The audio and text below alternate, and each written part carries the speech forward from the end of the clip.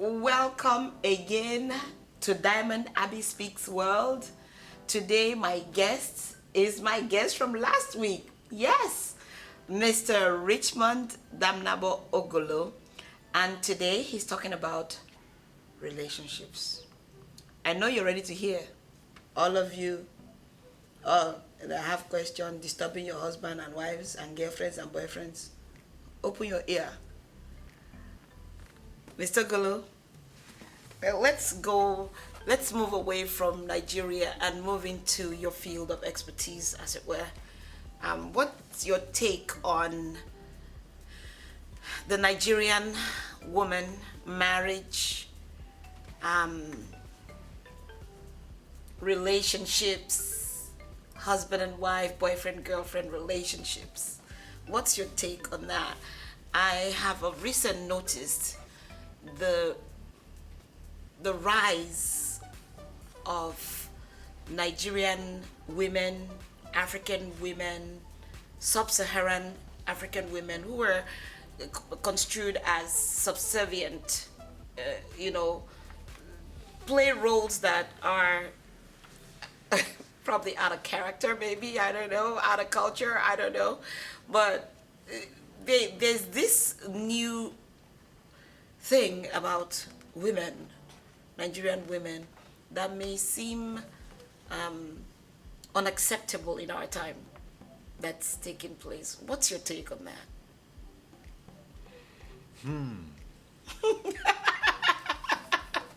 Well, I I uh, I would say my take would be two-dimensional.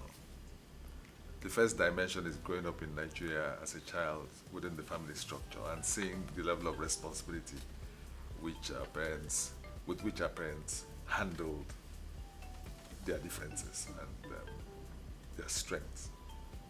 We saw a strong family unit where the man was the provider, be it in the rural homestead or in the urban homestead, and then the woman basically took care of the family, took care of the home, and all that.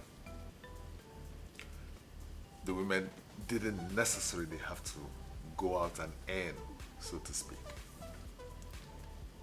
They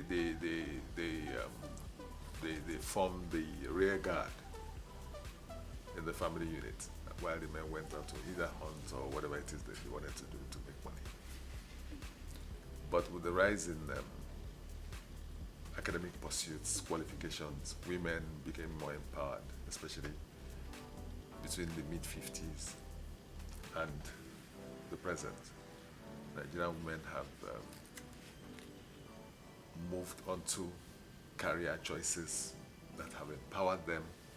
And so there's this new issue about what the woman's role in the family should be, especially when she can also be the breadwinner, she can be an entrepreneur, she can be anything, in fact. So I think that there's a conflict. Our traditional infrastructure has not provided the basis for a contemporary negotiation about what the woman's role should be. And so there seems to be a conflict.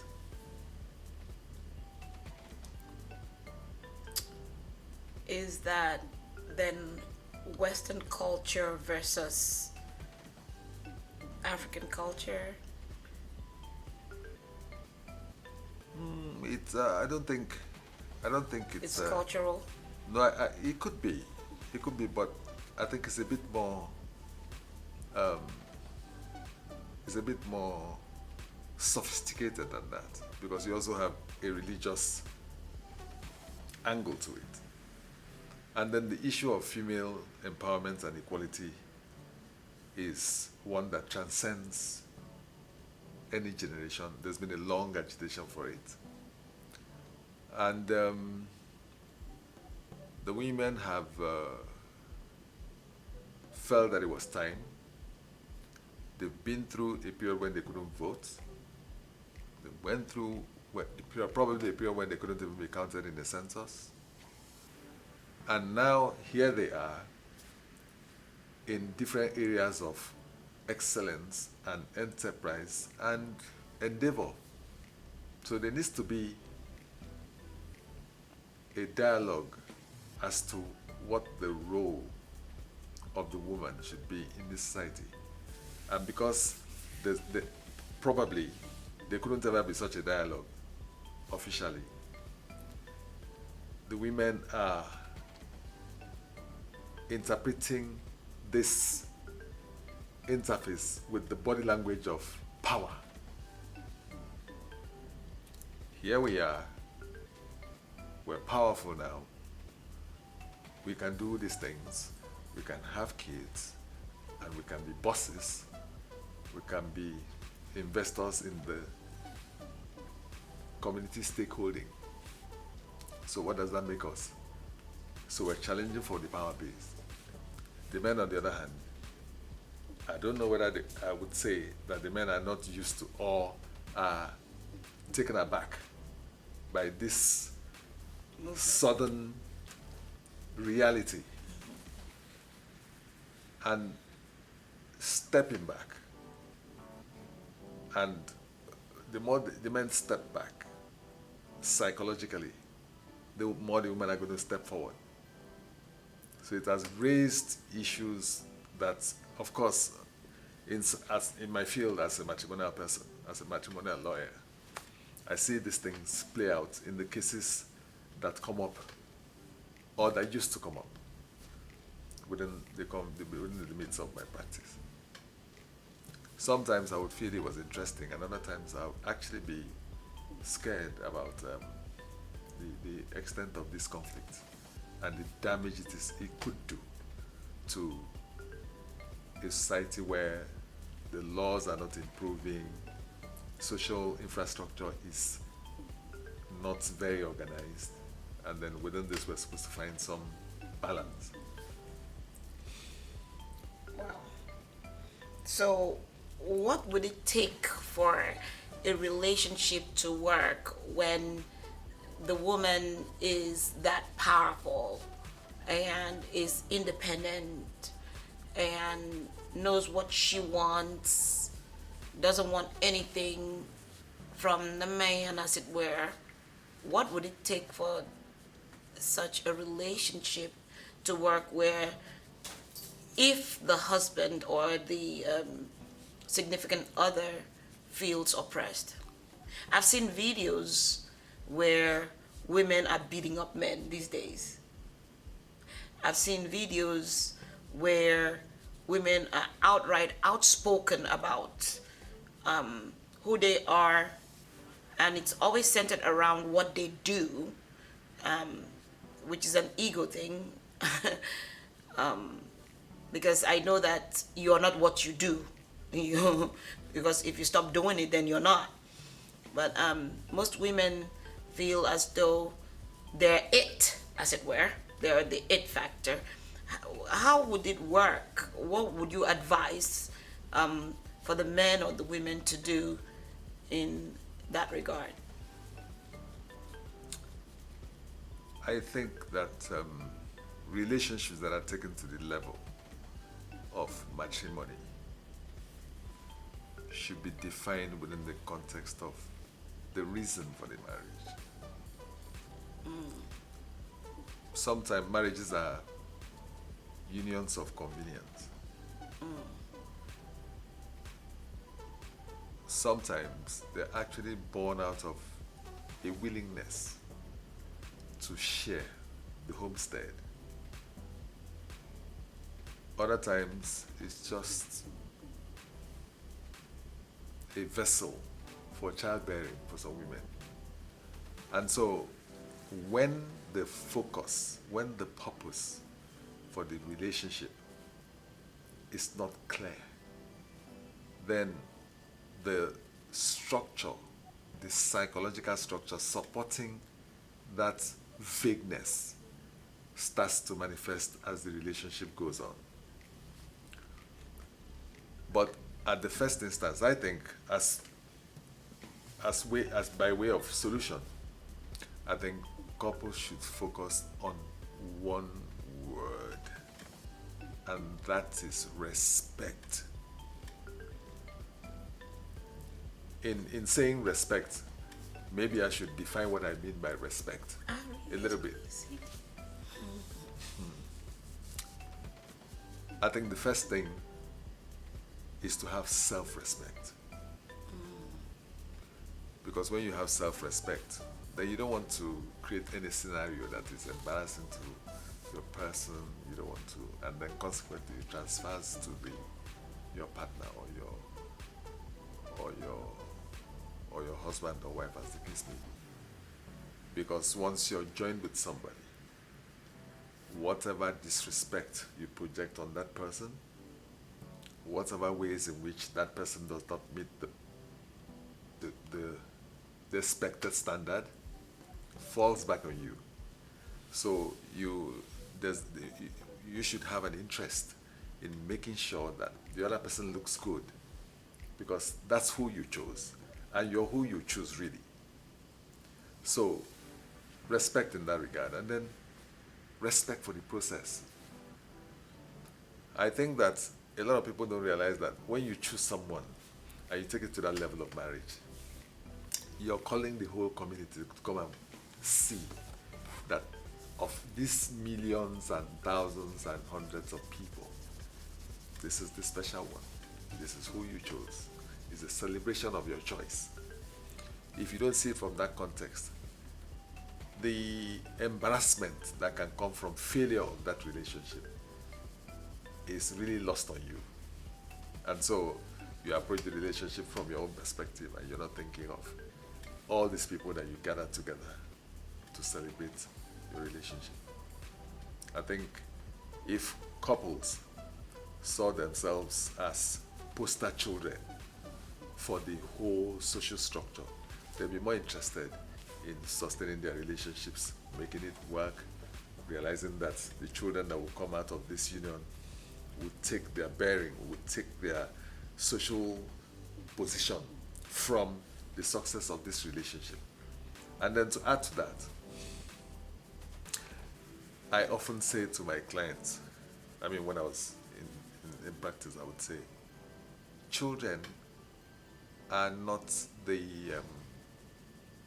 children should be the byproducts of love and not the other way around. You shouldn't try to forge a relationship out of the need to have children. Love is a communion between two people, and then that's what I was going to say. And then the fruit that spins from that are the children. And then when children are born within the confines of a loving relationship, it shows in the way they form and they appear. They look happier.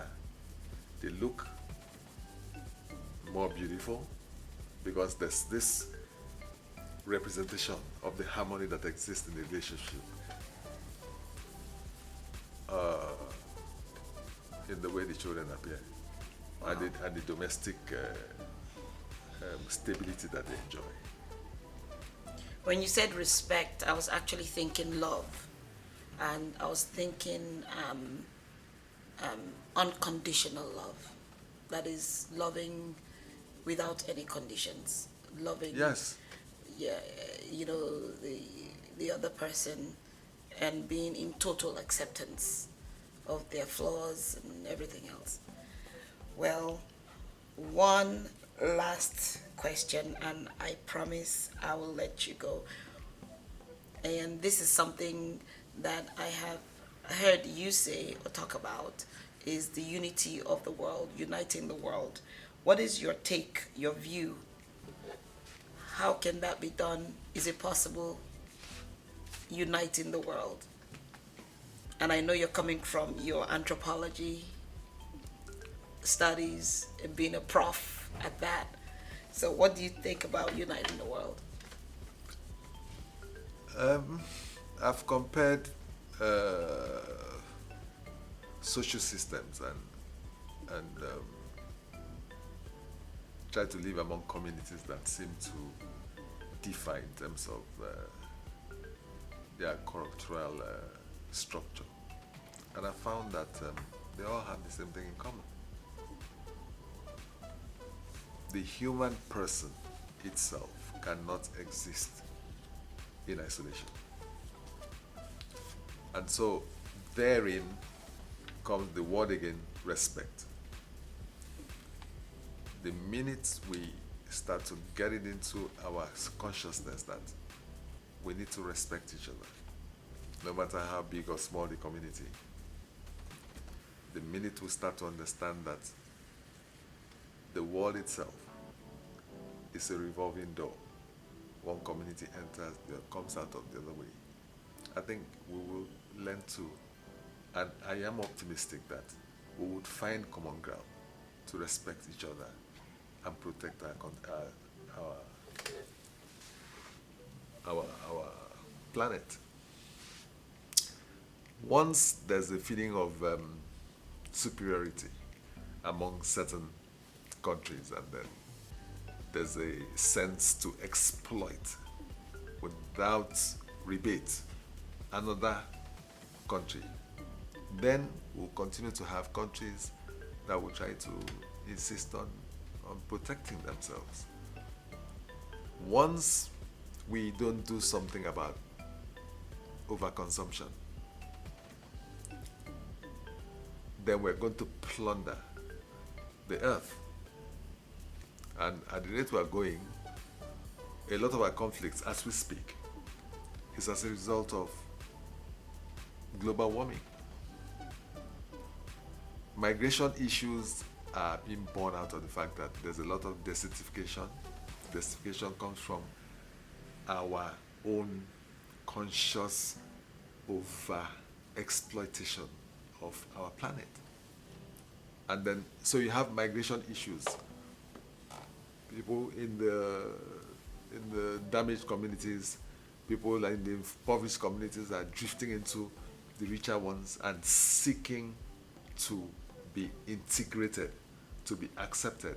That in itself is a problem. Whereas if we replenish the earth, if we learn to consume less, then we could do with 2 pairs of shoes, 5 shirts, instead of 5,000 shirts as I know some people have, 10,000 pairs of shoes. All these things are coming from the earth. And as long as we don't curb our excesses, we're going to continue to exploit the earth. The earth is going to react because it's not there to be abused, and the nature itself will turn against us in a way that will cause conflict. So you think uniting the world is possible if there's respect for one another? Of course. Every relationship should be based on respect. What about communication? It's important What about love? because it is from communication that you indicate your willingness to engage respectfully.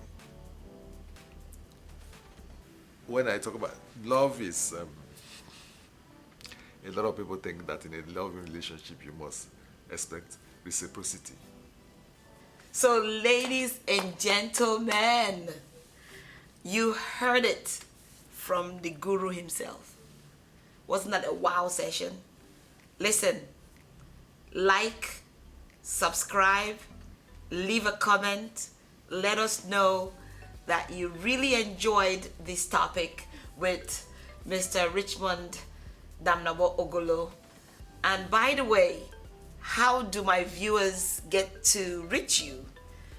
If they wanted advice, if they wanted you on their show, if they wanted you to critique or criticize or do something with their art, anthropology, or even law, how can my viewers reach you? First of all, I must thank Abbey Speaks for the opportunity. I've long been a fan of this show. Oh. And essentially, if you reach Abbey Speaks, you reach me. Thank you. Ladies and gentlemen, that's it for tonight or today or this afternoon or morning, whatever time it is for you around the world where you are. I want to thank Mr. Richmond Ogolo for being here and being a voice of reason and sharing his insights with you, my viewers. Thank you. It's always Izontable One, Diamond Abbey Speaks, saying